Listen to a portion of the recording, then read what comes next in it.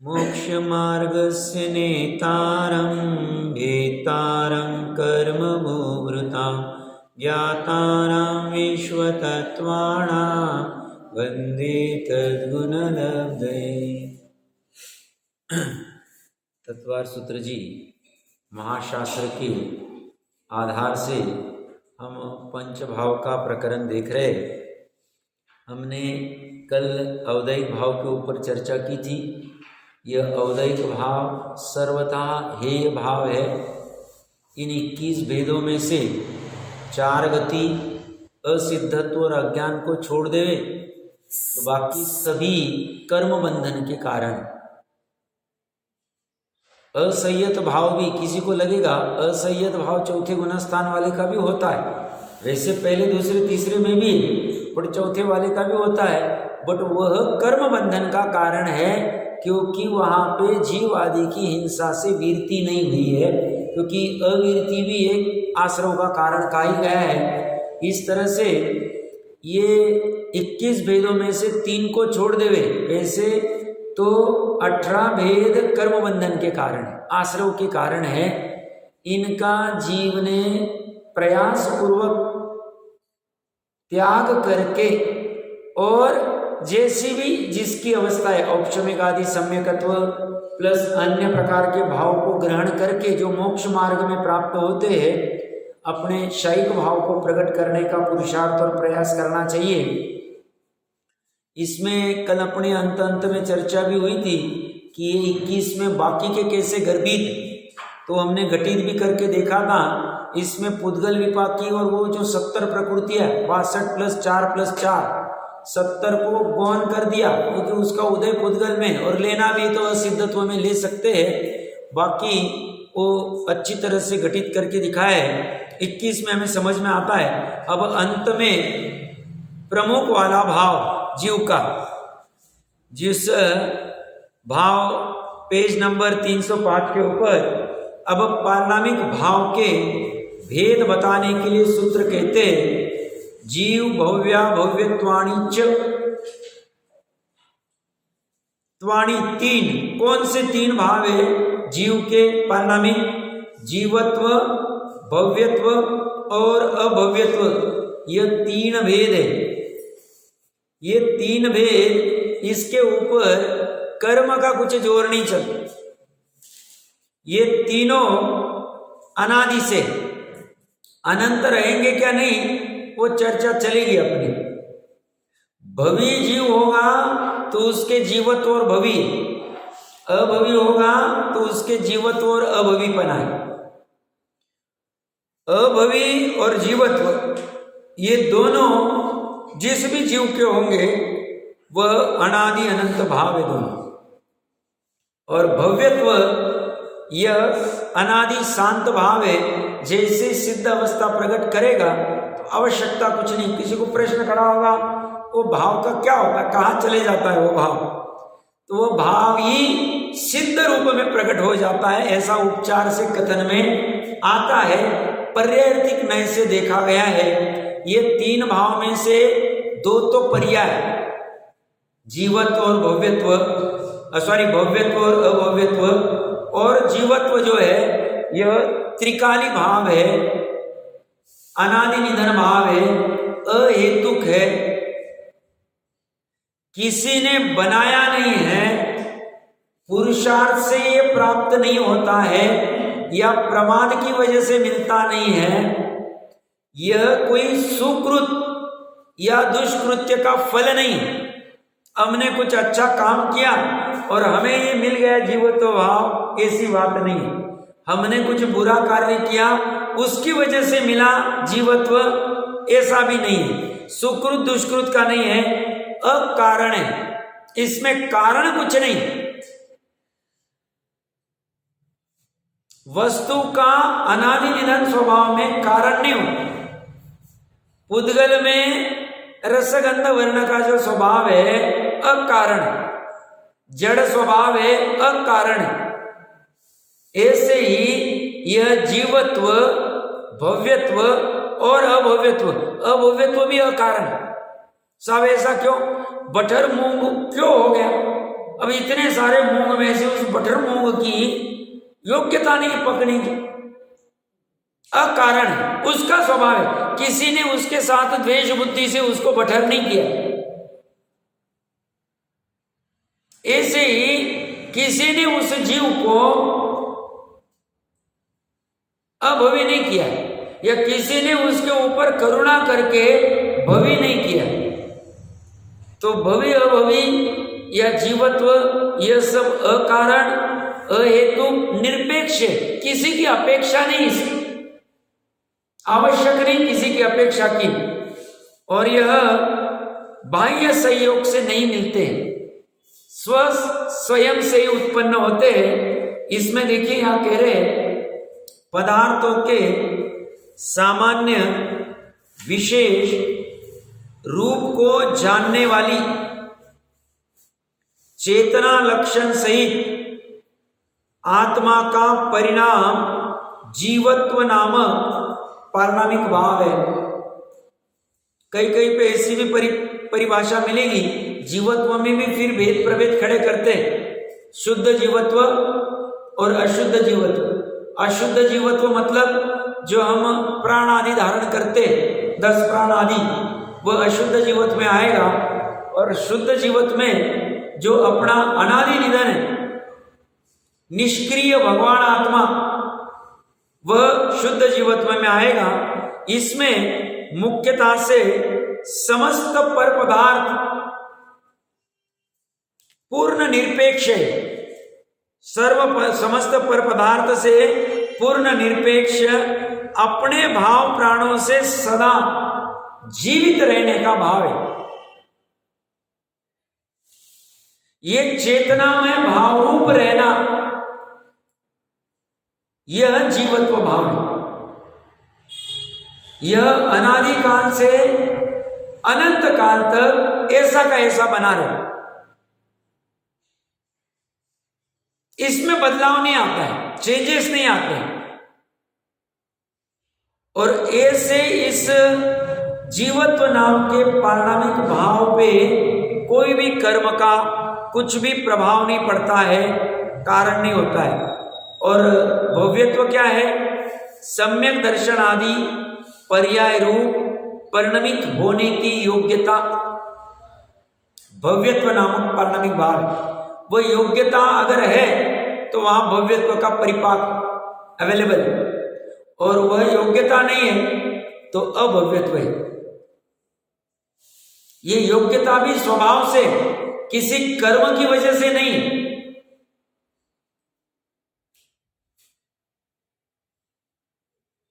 कौन भवी कौन अभवी, इसमें छद्मस्त ने निर्णय नहीं करना, क्योंकि ये केवल ज्ञान गम्य निर्णय करने योग्य है। भवी अभवी आदि ये केवल ही जान सकते हैं। इसमें तो हमें अपने आप को भवी समझना, पुरुषार्थ भरपूर करना, और इस जीवत्व नाम के पारणामिक भाव को पर्याय में प्रकट करने का प्रयास है। पर्याय में इसको जानना, पर्याय में इसको मानना, पर्याय में इसमें लीन होना, यही यथार्थ में पुरुषार्थ करने योग्य। और ये पुरुषार्थ जो जीव कर लेता है वह सुखी बन जाता है, और थोड़ी काल में सिद्ध अवस्था को प्रकट कर लेता है।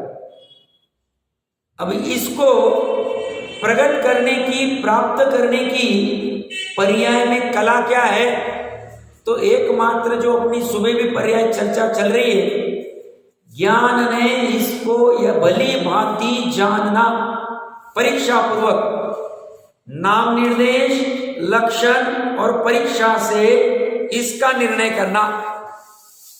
नाम निर्देश तो जिनवानी में आया, इसको ज्ञायक कहते, ठीक है, हमने मान लिया। इसको शुद्धात्मा कहते, हमने जान लिया। इसको जीव कहते, जीवत्व कहते, हमने जान लिया। इसका लक्षण क्या है? ध्रुवता, चैतन्य बना, शुद्ध बना, अनादि निधन बना, आदि आदि इसके लक्षण वो भी जान लिए। अब ऐसे लक्षण का धारी वस्तु कैसे हो सकती है, इसका विकल्प में निर्णय तत्व विचार करना, परीक्षा करना कि क्या ऐसी वस्तु हो सकती है जो अनंत गुणों का पुंज हो सकती है, और उसी को जीवत्व कहते हैं, चेतनामय परिणाम कहते हैं, परम पारिणामिक भाव भी कहते हैं। परम पारिणामिक क्यों कहते हैं, मात्र पारिणामिक क्यों नहीं कहा? तरकीब से देखे तो 53 भावों में से 5 भाव के 53 भेद, 53 में से ये जीवत्व छोड़ के बाकी के 52 भी पारिणामिक भाव ही। अगर उपादान की तरफ से देखे तो पारिणामिक भाव 3 है, उसको गौण करके 50 भाव बच गए, बाकी के 4 वो कर्म के उदय, क्षय, क्षयक्षम आदि के निमित्त से होते हैं, बट वह निमित्त की अपेक्षा से परिभाषा हो गई। जब उपादान की तरफ से देखेंगे, जिस भाव का प्रयोजन उपशम है, जिस भाव का प्रयोजन क्षयक्षम है, जिस भाव का प्रयोजन क्षय है, जिस भाव का प्रयोजन, तो उपादान की तरफ से भाव को देखेंगे तो वह पारिणामिक ही है, क्योंकि निमित्त उपादान में कुछ नहीं कर पा, वो बलजोरी कर नहीं रहा। आज सुबह अपना जो कलश पड़ा ना, वस्तु स्वयं आके कहते नहीं तुम मुझे भोगो, ये तो जीव अपनी परिणति से उसको राग रूप, विकार रूप भोगने चला जाता है। ऐसे ही ये 50 प्रकार के जो भाव है, यह तो जीव के स्वयं से उस समय कर्म की क्या अवस्था हुई इस निमित्त से कहने में आ गए। ऐसे देखे जाए तो सभी के सभी 53 भाव पारिणामिक। फिर ये विशेष भाव को अलग से दिखाने के लिए परम पारिणामिक भाव भी कहा जाता है, उत्कृष्ट भाव, क्योंकि इसके आलंबन से जीव अपनी यथार्थ परिणति को, सुख को प्राप्त कर पाता है। यहां पे ये कह रहे हैं सम्यक दर्शन आदि पर्याय रूप परिणमी होने की योग्यता नहीं होना अभव्यत्व नामक पारिणामिक भाव है। ऐसी योग्यता ही नहीं, कुछ भी कर लो, पॉसिबल ही नहीं। हम भी कभी कभी ऐसे देखते उदाहरण, कोई बच्चे को कितना भी वो समझाए माता पिता, बट वह समझता नहीं। अपने स्वकाल में समझेगा वो अलग बात। ऐसे ही इस जीव का सम्यक दर्शन आदि पर्याय रूप प्रणवित होने की योग्यता ही नहीं।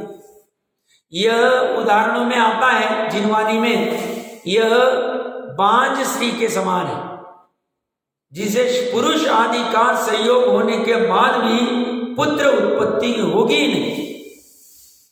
और दुराणुदूर भवि जो है, भवि में भी 2 भेद, एक निकट भवि और एक दुराणुदूर भवि। दुराणुदूर भवि मतलब जो भी अभवि समानी प्रकट ही नहीं कर पाए है भवि, उसको मिलेगा नहीं, वह ऐसे निमित्त के पुरुष के संपर्क में आएगी नहीं, विधवा आदि स्त्री तो पुरुष का सहयोग करेगी नहीं, तो पुत्र उत्पत्ति आदि होगी नहीं। योग्यता तो है पुत्र उत्पत्ति करने, पर सहयोग नहीं वहां निमित्त का। ऐसे ही जिन धर्म आदि के निमित्त, उपदेश आदि का निमित्त नहीं मिलेगा, होगा ही नहीं अनंत का, ऐसे भी बहुत सारे जीव होते। ये तीनों भाव कर्म के उदय, उपशम, क्षय, क्षयक्षम की अपेक्षा से रहित है, किसी का जोर नहीं चलता इनके ऊपर।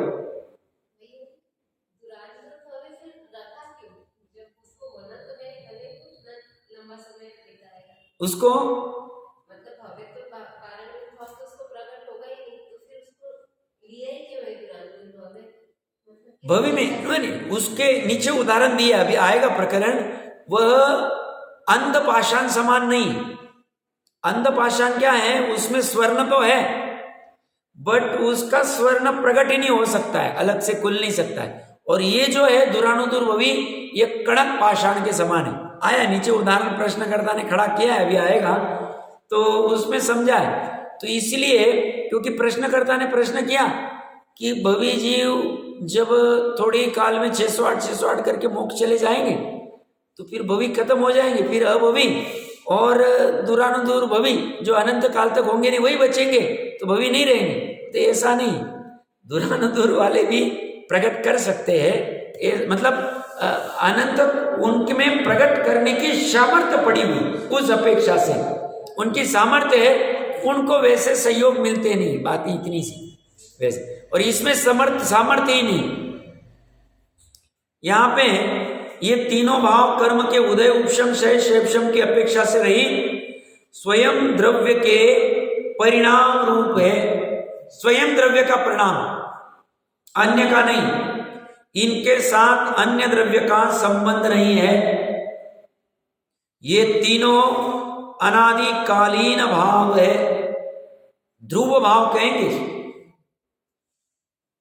कोई भी एक जीव का तीनों नहीं रहेंगे, दो ही रहेंगे, वो बात अलग है।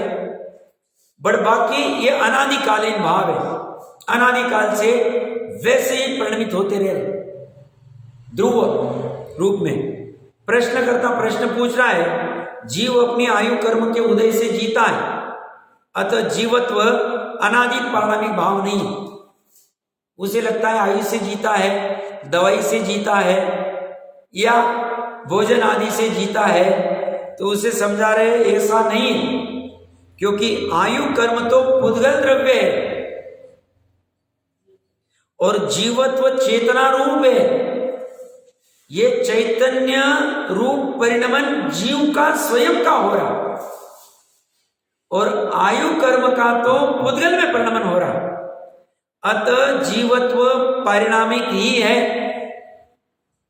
यदि आयुष कर्म के संबंध से जीवत्व हो तो कर्म और शरीर में भी जीवत्व हो जाता। आंख से अगर दिखता तो मृत शरीर की भी आंख पड़ी, उसे भी दिखना चाहिए था। ऐसे ही आयु कर्म से अगर जीवन रहता है तो आयु कर्म से ज्ञानावरण आदि कर्मों में भी चेतना आ जानी चाहिए, या शरीर में भी चेतना आ जानी चाहिए, क्योंकि आयु कर्म से शरीर बना हुआ है, टिका हुआ है। शरीर में चैतन्य रहता नहीं, चैतन्य पना प्रकट होता नहीं, वो अपना रसगंध वर्णपना छोड़ता नहीं है। और उसके अभाव में, आयु कर्म के अभाव में सिद्धों के अजीवत्व का प्रसंग आएगा, वो अजीव हो जाएंगे, क्योंकि उनको तो आयु कर्म ही नहीं।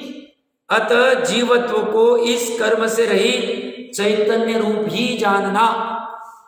तो जीवत्व ये चैतन्यपना है, चैतन्य का लक्षण है, चैतन्य ही है जीवपन। ऐसे जीवपने को के तरफ लक्ष्य जाना चाहिए अपना।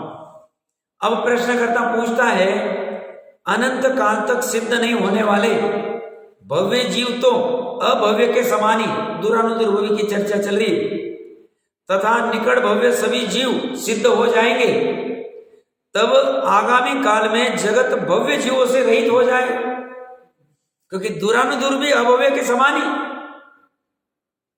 तो ऐसा नहीं, क्योंकि अनंत काल पर्यंत सिद्ध नहीं होने वाले भव्यों की भी भव्य जीव राशि में ही गणना है।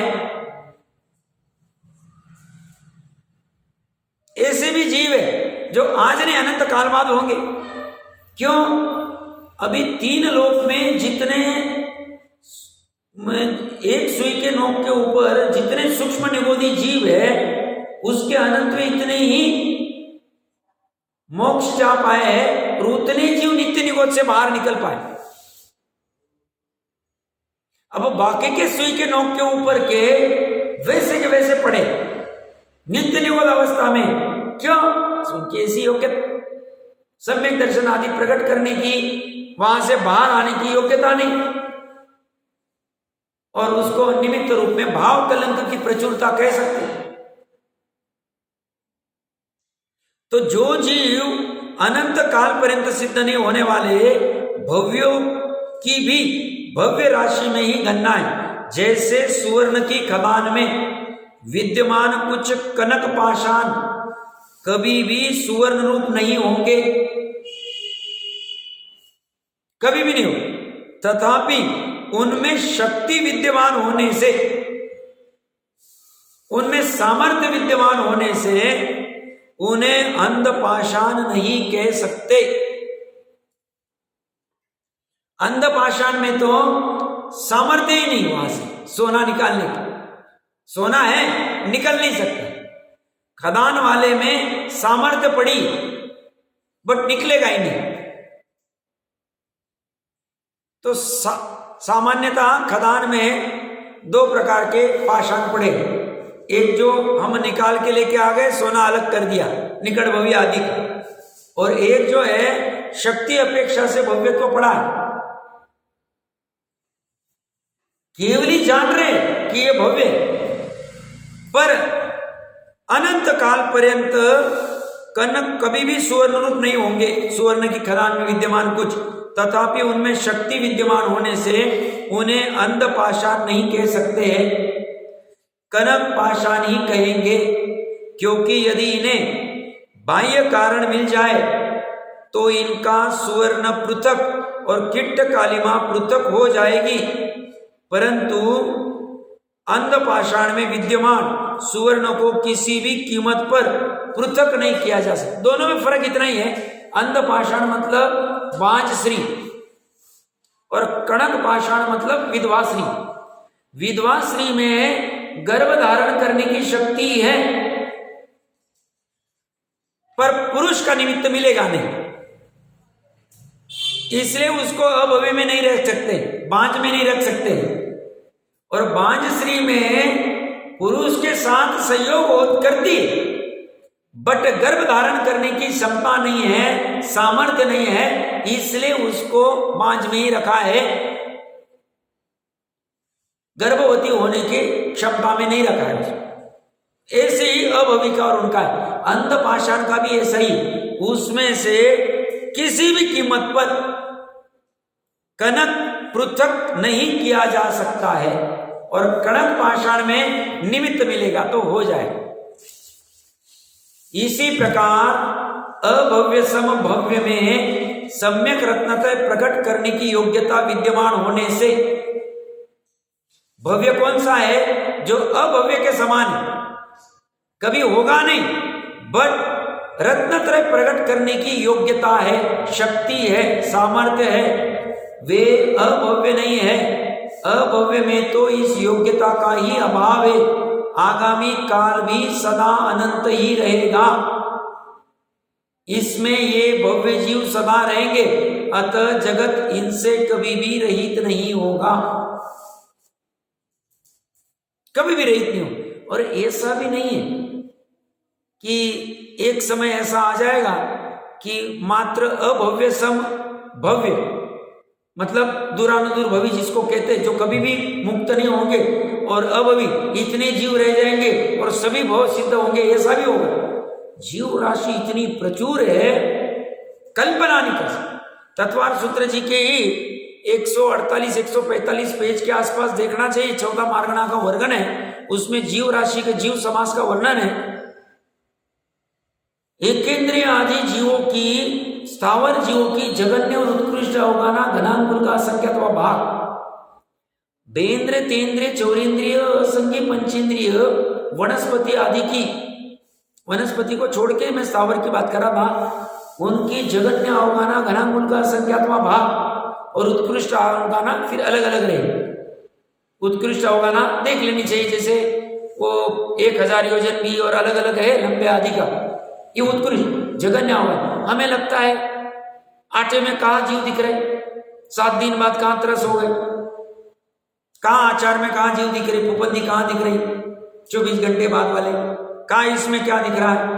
अब साहब वो पापड़ या खिच्चा बनाया, धूप में सुखा दिया, अब कहाँ उसमें 24 घंटे बाद जीव उत्पन्न होंगे, पानी से यूज किया तो उससे क्या हो भैया। 10 प्रकार के सत्य है, उसमें आगम एक सत्य है, उसमें जिनवानी में ऐसा आया है, उसको सत्य मानना ही पड़ेगा। तुम्हें केवल ज्ञान होगा तब तुम निर्णय कर। बहुत सी जीवों की हालत बहुत गंभीर, सूखी हुई चीज कहाँ क्या, कुछ नहीं, और इसमें क्या कुछ मिक्स नहीं किया, कुछ डाला नहीं, बहुत गजब का है।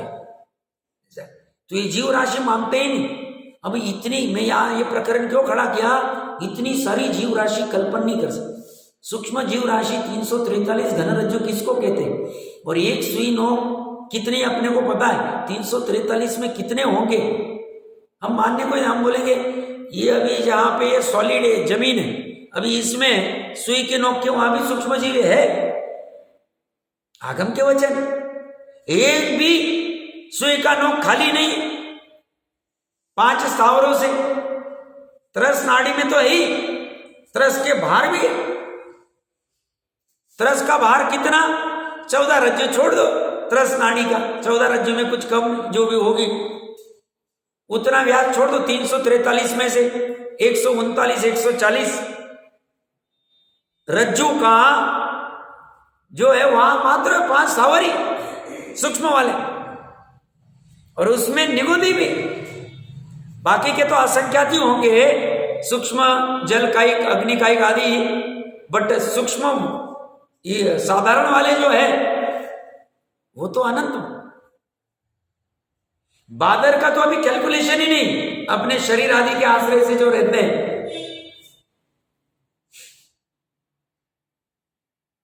निगोद अलग है और 66,336 वाले अलग है, समझना। आज कोई कंफ्यूज हो जाता, क्योंकि निगोद ये मात्र वनस्पति में साधारण में ही है। वनस्पति के 2 भेद, साधारण और प्रत्येक।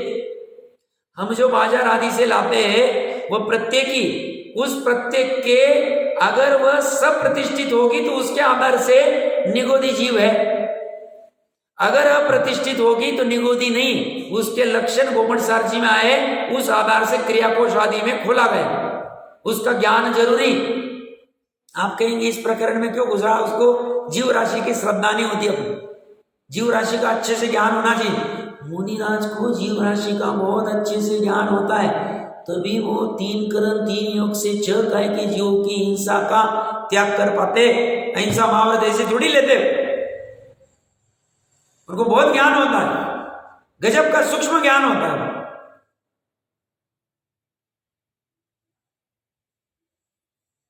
तो 66,336 में अपने आधार से भी 8 आदि रहते, एक श्वासोच्छ्वास में, एक अंतर मुहूर्त में, तो वो वाले उस प्रकार के अपने वाले टाइप के, वो निगोद वाले नहीं, वो अपर्याप्तक अवस्था में ही चले जाते। बेंद्रिय के, तेंद्रिय के इतने भव होते हैं ना, 24 भव आदि आदि आता है, ये सब समझना चाहिए, दोनों में कंफ्यूज नहीं होना चाहिए। तो ये चर्चा चल रही है, आगामी काल तक अनंत ऐसे भव्य जीव सभा रहेंगे। अभी ये सब प्रकरण पढ़ के हमें क्या फायदा, हमें फायदा हमारा कितना महापुण्य का उदय है, कल्पना नहीं कर सकते। नित्य निगोद से हम बाहर निकल के आ गए, विचार करना, अनंत काल तक निकलेंगे नहीं ऐसे। अभी इसके पूर्व में अनंत काल चला गया, नित्य निगोद से वह जीव बाहर निकले नहीं एक भी बार भी।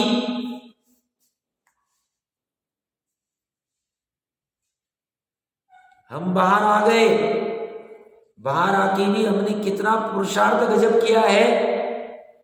वेंद्र, तेंद्र, चौरेंद्रिय, असंगीय आदि को क्रॉस करके संगी बना। संगी पने में भी इधर उधर नरक और तिर्यंच के भाव में नहीं, वर्तमान भाव की चर्चा कर रहा हूं। देवगति में भी ऐसी कहीं नहीं, वन क्रीड़ा आदि के चक्कर में। मनुष्य भाव में भी चाइना, ताइवान, इधर उधर किधर नहीं, साउथ कोरिया वगैरह। भरत क्षेत्र में भी इसके उसके घर में नहीं, जैनी के घर में। जैनी में भी कौन सा जैनी, जो वस्तु स्वरूप को ऊर्ध्व रखता है, जो तत्व को ऊर्ध्व रखता है, जो जैसे वस्तु स्वरूप है वैसे जानने की जिसकी भावना है, जिसके भावना में मुमुक्षुता पड़ी हुई है, मोक्ष ही एक लक्ष्य पड़ा हुआ है, सच्चा सुखी होने का लक्ष्य पड़ा है, उसके धर्म में उत्पन्न होना, वो धर्म प्राप्त होना, वो जिनवानी मिलना, वो वितरागी भगवंतों के दर्शन होना, नव देवताओं के बहुत महापुण्य का उदय, सभी दुर्लभ है। और उसमें भी इतना पुण्य कि अपना शरीर आदि स्वस्थ, शक्ति प्रमाण, आजीविका आदि स्थिर है, अस्थिर नहीं तो आजीविका में बहुत लफड़े। वो पूछो बाहर जाके, शाम 10 बजे के पहले तो बंद ही नहीं करेंगे, पैसा ही नहीं है, इतना खर्चा लगा हुआ है। हम तो 4 घंटा भी करें, ठीक है भाई, अपना ही कर सकते। और ये काल हम अगर इसमें जाएंगे तो ये हालत कितनी। आयु ऐसी तो उत्कृष्ट 120 कही 5वें आरे की, बट अभी तो विरले कोई मिलते हैं। और 100-80 भी आ जाए और उसमें भी फिर 10-20 साल तो वो तो बेड पे ही टिका रहता है। 20-20, 25-15 में 5 साल के बच्चों को अटैक आ रहा है, क्या हो रहा है कुछ समझ में नहीं आ रहा है। कहां से प्रेशर ले रहे, कहां से टेंशन, खड़े खड़े डाउन डाउन डाउन। ऐसे में हमें आयु आदि मिली है, सब सहयोगी, हमारे भाव भी हो रहे, कषाय भी मंद है। इतना सुंदर अवसर है, पुरुषार्थ तो हो सकता है, ऐसा कोई बाधा नहीं। हम निर्णय करें कि पुरुषार्थ करने वाली पर्याय किसमें से उत्पन्न होने, हमारे में से उत्पन्न होने वाली, ओके, बाहर से थोड़ी आए। वीर्य शक्ति किसमें पड़ी, उसके पुरुषार्थ पर्याय कहां से आए, वहां से आने वाली। तो उसमें कोई कठिनता नहीं है, बस थोड़ा माइंड सेट को डिफरेंट करना है। ये बाहर का तो ये चलता ही रहेगा, इसको बदल नहीं सकते, हमें बदल लेना है।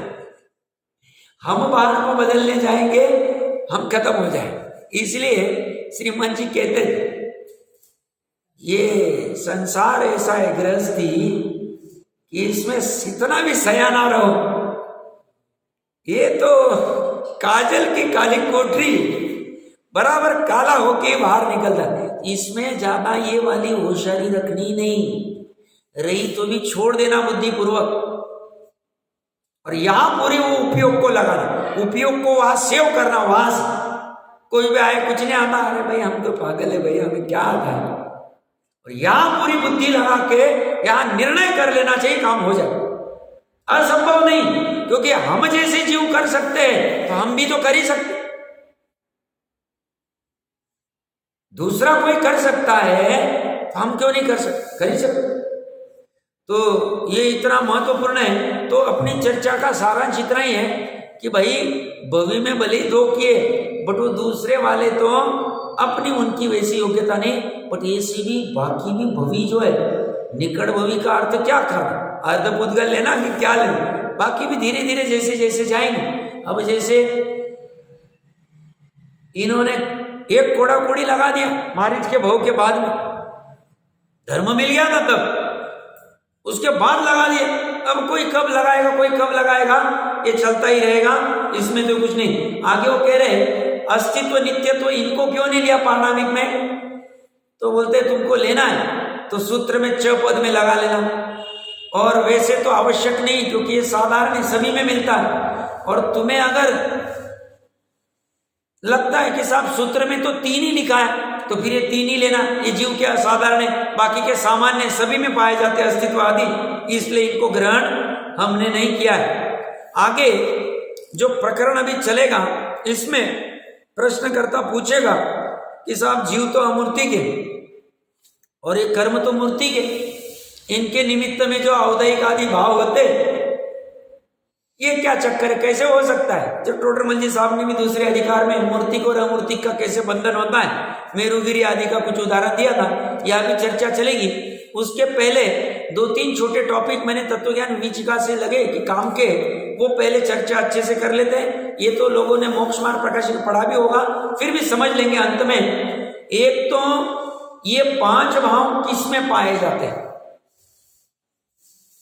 तो पारणामिक भाव सब में पाए जाते, सभी द्रव्य में, बट जीव की मुख्यता से सभी जीवों में अनादि अपनी जीव की मुख्यता से चल रहे।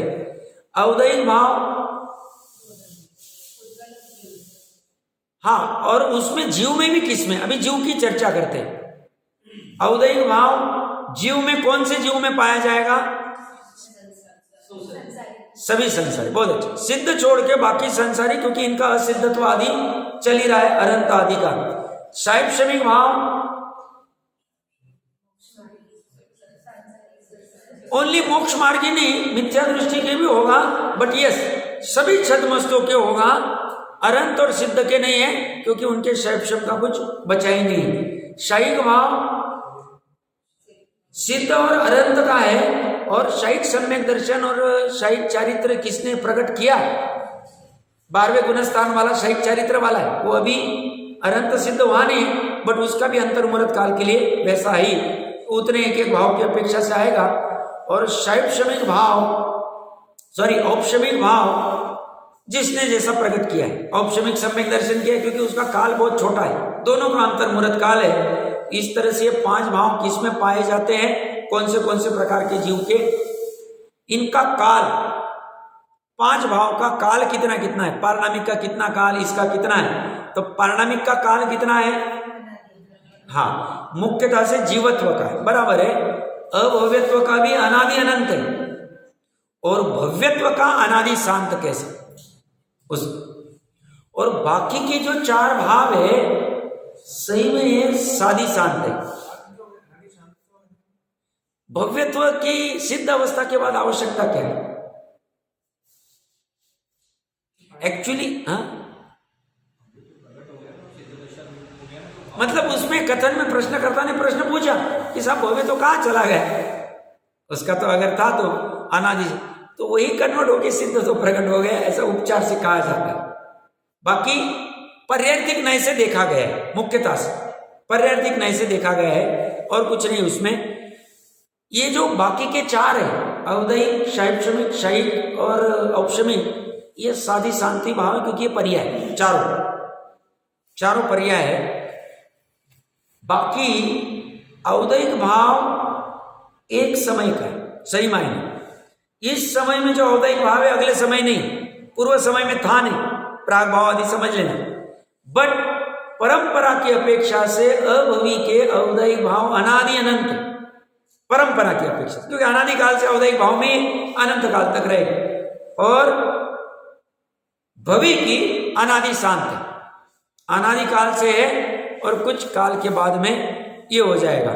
शैवशमिक भाव ऐसा तो ये भी एक समय का ही, बट मोक्ष मार्गस्थ जीव के अनादि शांत है, या सादी शांत भी कह सकते हैं, मति ज्ञान शुरू में। फिर जैसे ही शायिक प्रकट हो जाएंगे तो शैवशमिक छूट जाएगा, और अभवी की अपेक्षा से शैवशमिक भाव अनादि अनंत है, क्योंकि कुमति कुश्रुत ज्ञान उसका बना ही रहे शैवशमिक वाला, तो उस अपेक्षा से औपशमिक सादी शांति है भाव।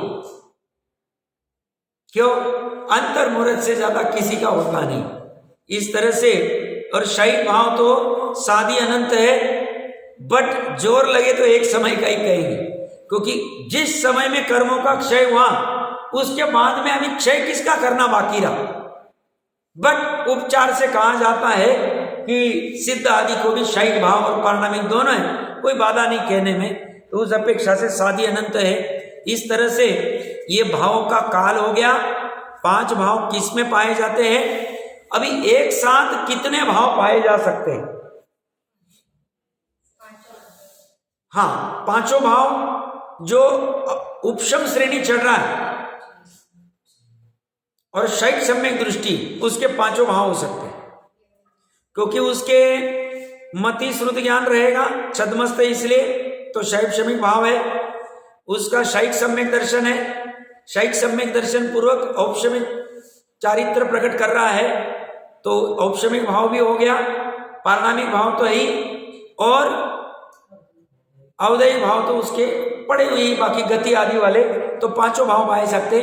बाकी ऐसा सामान्य जैसे बहिरात्मा लेंगे, मिथ्या दृष्टि आदि, तो उसके 3 भाव होते, पारणामिक, अवदैहिक और शैव शमिक। उसके शैव और औपशमिक भाव नहीं, बहिरात्मा के। अंतरात्मा के 4 भाव पाए जा सकते हैं। ये औपशमिक वाला छोड़ के शैव वाला जो अभी चर्चा की, इसमें पारणामिक तो सबका ही है, अवदैहिक भी है,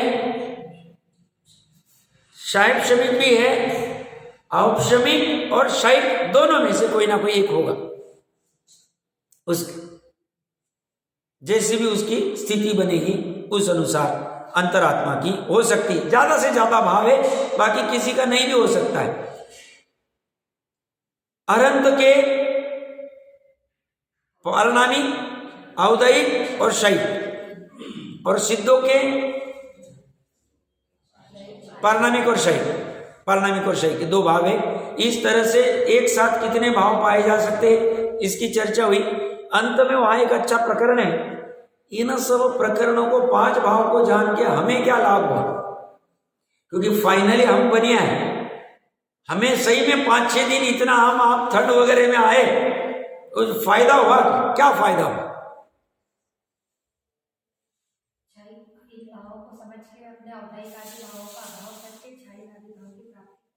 बराबर। तो इसमें एक एक भाव की अपेक्षा से देखेंगे, पारनामिक भाव अपना अनादि निधन भाव है, इसके आश्रय से अनंत जीव सुखी हुए।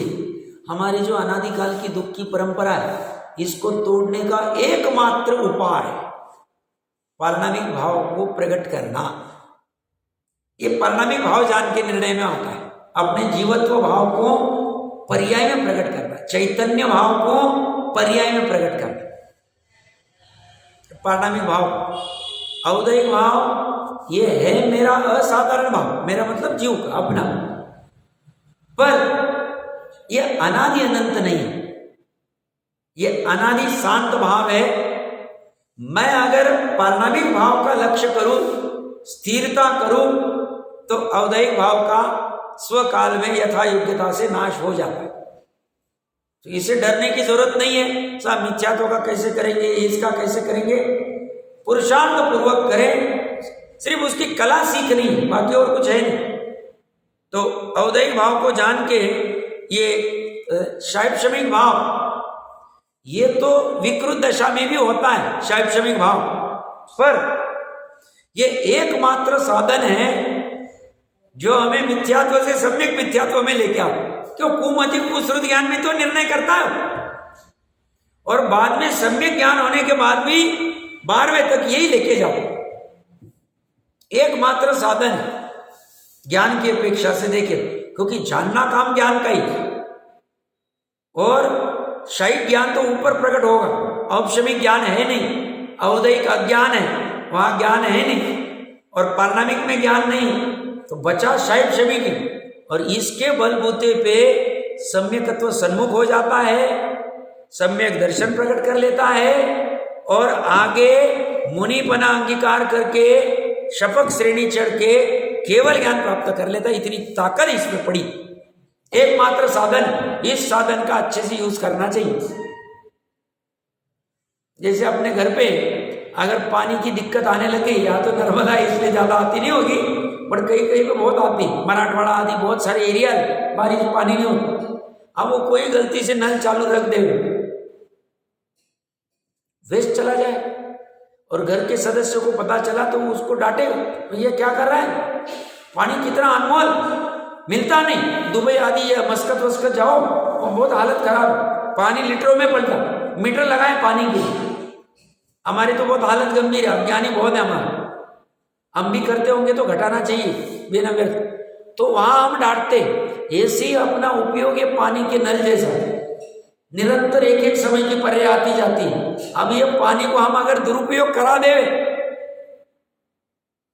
मति श्रुत ज्ञान वाला, भले कुमति रहे तो कोई बाधा नहीं ना, कुमति तो कुमति, क्या फर्क पड़ता है, सुमति हो जाएगा स्वकाल में। हमारी तैयारी अनंत काल तक पुरुषार्थ करने, तो उसको वेस्ट नहीं जाने देना चाहिए, निरंतर ध्यान रखना चाहिए। कहीं वेस्ट तो नहीं जा रहा है, बिना काम का, जरूरत नहीं, कहाँ उलझ रहे हम, ऐसा करके उपयोग को बाहर निकाल दो, और इस साधन का अच्छे से उपयोग करना चाहिए। तो ये शैवशमिक भाव से पता चलता है, शैव भाव पूर्ण सुखी होने की अपेक्षा से प्रकट करने योग्य, पर आलंबन करने योग्य नहीं, क्योंकि ये पर्याय, शैव ज्ञान की पर्याय का आलंबन नहीं हो सकता। तो ये कथनचित उपादेय प्रकटता की अपेक्षा से, बाकी वह लक्ष्य करने योग्य नहीं है। और औपशमिक भाव प्रथम सम्यकत्व पूर्वक ही हमारे मोक्ष मार्ग में कदम रखना होने वाला है, इसलिए औपशमिक भाव महत्व।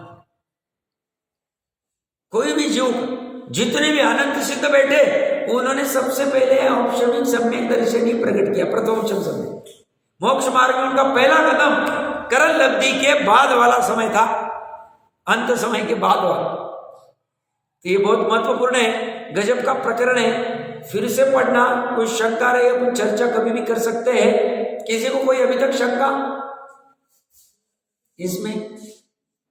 ठीक है, अब ये थोड़ा सा प्रकरण 5-10 मिनट में पढ़ लेते ताकि अपने विशेष चर्चा हो जाएगी। इसमें प्रश्नकर्ता का प्रश्न है कि अमूर्तिक का मूर्तिक के साथ बंध कैसे संभव है। ये कह रहे संभव है। देखिए क्या कह रहे, औपशमिक आदि भाव जीव के नहीं हो सकते हैं, क्योंकि ये कर्म बंध की अपेक्षा रखते। कर्म बंध पौद्गलिक होने से मूर्ति के, आत्मा अमूर्ति के, अमूर्तिक का मूर्तिक के साथ बंध कहना उचित नहीं है। अतः ये भाव बनना संभव नहीं है।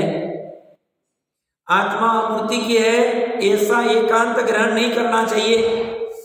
इसमें अनेकांत है, क्योंकि कर्म बंध रूप पर्याय की अपेक्षा देखने पर आत्मा अनादि से पुद्गलों के साथ एक क्षेत्रवायु वो एक में हो रहा है, कभी भी कर्म से पृथक नहीं हुआ है। कार्बन शरीर से हम एक समय के लिए भी पृथक नहीं हुए। औदैहिक वैक्रिक शरीर से तो बहुत बार पृथक हुए, क्योंकि 3 समय का गैप तो पड़ ही जाता। एक समय से 3 समय जब विग्रह गति होती, वहां मात्र कार्बन और तेजस 2 ही शरीर और आत्मा 3 ही चले जाते यहां से। बट कार्बन शरीर में जो मटेरियल था वो बदल रहा है। नए वाले आ रहे हैं, पुराने वाले जा रहे हैं, नए वाले आ रहे हैं, पुराने, उसमें बाधा नहीं। बट शरीर बना हुआ है, वो तो छूटेगा कब? 14वें गुणस्थान के अंतिम समय। तो ये कह रहे हैं उस अपेक्षा से एक क्षेत्रगाई है, इसलिए कभी भी कर्म से पृथक नहीं हुआ अनादिकाल से। अतः संसारी जीव कथनचित मूर्तिक है, कुछ अपेक्षा से, संश्लेष संबंध अपेक्षा से, एक क्षेत्र का संबंध अपेक्षा से।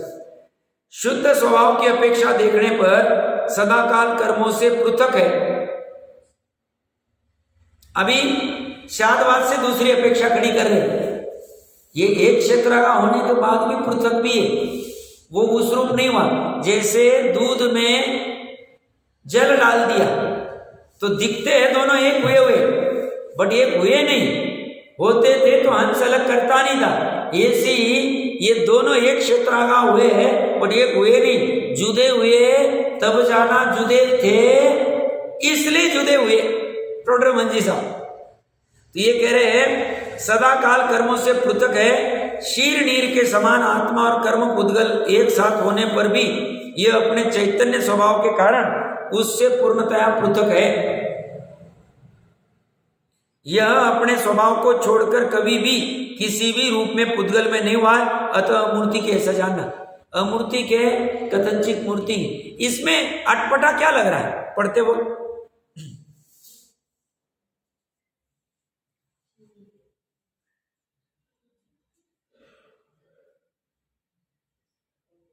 अटपटा ऐसा है, उदाहरण में शीर और नीर का उदाहरण दिया, दोनों पुद्गल है।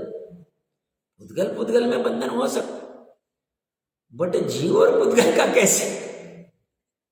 ये थोड़ा अटपटा है, बट इसे कोई सॉल्यूशन नहीं, क्योंकि दूसरा कोई उदाहरण भी नहीं। टोडर मंजी साहब ने भी ऐसे उदाहरण कि सुमेरु के ऊपर आ रहे जा रहे, अरे भाई वो तो दोनों पुद्गल, बट जीव का और कर्म का कैसे है? बट और कोई अन्य अपेक्षा है नहीं, बस ऐसा ही है। बट समझाने के लिए आगे प्रश्नकर्ता पूछता है, यदि संसार दशा में आत्मा कर्म पुद्गलों के साथ एक में हो रहा है, तब फिर कर्म बंध की स्थिति में आत्मा और कर्म का एकत्व सुनिश्चित हुआ। इस स्थिति में इनका भेद कैसे बनेगा? ये दोनों एक हो गए तो सब अलग नहीं होंगे। अगर आप ऊपर कह रहे संसार दशा में कथनचित, तो बोलते ऐसा दोष यहां नहीं है, क्योंकि बंध पर्याय की अपेक्षा एकत्व जैसा लगने पर भी लक्षण भेद से दोनों में भिन्नता है। अतः दोनों की पृथकता पूर्ण सुरक्षित रहती है। एक साथ रह के भी दोनों पृथक ही रहते हैं।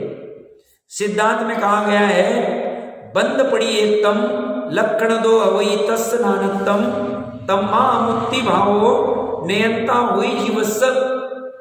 बंध की अपेक्षा जीव और कर्म के एकत्व है, परंतु लक्षण की अपेक्षा नानात्व भिन्नता है। अतः अनेकांत दृष्टि से ही जीव के अमूर्तिकत्व सिद्ध होता है। भाव यह कि जीव के इन 5 भावों में से पारणामिक तो स्वभाव में होने के कारण कर्म निरपेक्ष है, परंतु औपशमिक, शायिक, शैक्षमिक और औदयिक में क्रमशः कर्म के उपशम, शैक्षम, उदय की अपेक्षा है। कौन सी अपेक्षा है? निमित्त की अपेक्षा, मात्र निमित्त की। वेदांती, सांख्यमती आदि आत्मा को सर्वथा शुद्ध कहते हैं, परंतु यदि यह सर्वथा शुद्ध हो तो संसार बंध, मोक्ष का उपाय इत्यादि का निरूपण व्यर्थ सिद्ध होगा। फिर आप काय को कर रहे? क्योंकि उनके इसमें भी मुक्त होने के लिए विभिन्न प्रयास चलते ही, तो बोलते वो बैठता नहीं। शादवादी आत्मा को शुद्धाशुद्धमय अनंत धर्मात्मक मानते हैं। शुद्धाशुद्ध में मतलब प्रमाण का जो वस्तु है वो शुद्ध और अशुद्ध दोनों से मिलकर बनी वर्तमान छद्मस्त अवस्था, उसमें से शुद्ध जो है वह अनंत गुणों का समूह, शुद्ध आत्मा, पारणामिक भाव, जीवत्व, और अशुद्ध पर्याय में अशुद्धता जो है जिसकी वजह से कर्म बंधन आदि का निमित्त चल रहा है, वो 14वें गुण स्थान तक रहेगी। जो अनंत केवली आदि को भी अशुद्धता तो पड़ी, एक समय का आश्रव है, योग आदि है, और साथ में कर्म जो पूर्व के बंधे हैं उनका एक क्षेत्र का शरीर आदि का संश्लेष है, तो उनका इसीलिए तो अव्यवाद सुख या अनंत चारित्र 14वें गुण स्थान के अंत समय बाद कहा गया है। तो ये कह रहे शुद्ध अशुद्धमय अनंत धर्मात्मक मानते हैं, अतः इसमें सभी अपेक्षाएं घटित हो जाती है। जिस समय आत्मा औपचारादि भाव रूप परिणमित होता है उस समय उनसे तन्मय, अतः वे इसके अन्य द्रव्य से पृथक असाधारण भाव रूप निज तत्व है। ये सभी निज तत्व है। ये पर्याय को भी तत्व कहते हैं। टोडरमल जी साहब ने 9वें अधिकार में लिया है, गुण और पर्याय को भी तत्व कहने की भाषा, सिर्फ द्रव्य को नहीं, क्योंकि एक समय के लिए वो वह बना है ना द्रव्य। तो ये से ही यह औदैहिक आदि भाव, औपशमिक आदि भाव जीव का निज तत्व है, अपना तत्व है, असाधारण तत्व है। इस प्रकार अनेकांत दृष्टि से बंध, मोक्ष आदि सभी कथन शाद्वाद शैली में भली भांति सिद्ध है। अतः इन 5 भाव रूप जीव को कहना प्रमाण सिद्ध है। इस प्रकार इन 7 सूत्रों के द्वारा जीव के 5 भावों का कथन किया गया। इस तरह से 5 भाव की चर्चा चली है। इसमें किसी को कोई प्रश्न है? फिर से मतलब अभी तो पूछा ही मैंने। इसमें है प्रकरण सरल, पर मुख्यता से ये जीव के भावों पे ही सब घटित करा के दिखाया है, और इसमें से ये पारणामिक भाव क्या है इसकी खोज चलनी चाहिए, और ये मिथ्यात्व भाव क्या है इस पर खोज चलनी चाहिए, क्योंकि मिथ्यात्व के त्याग पूर्वक ही पारणामिक भाव का प्रकटीकरण होने वाला है पर्याय। तो ये चर्चा निरंतर चलनी चाहिए। उसके लिए जितनी वापों करनी पड़े, जितना स्वाध्याय करना पड़े, जितनी चर्चा करनी पड़े, जो कुछ करना पड़े सब कुछ करना चाहिए इन भावों के साथ में। अपने इस प्रकरण का आगे तो फिर बाकी की चर्चा है, 5 भाव का प्रकरण।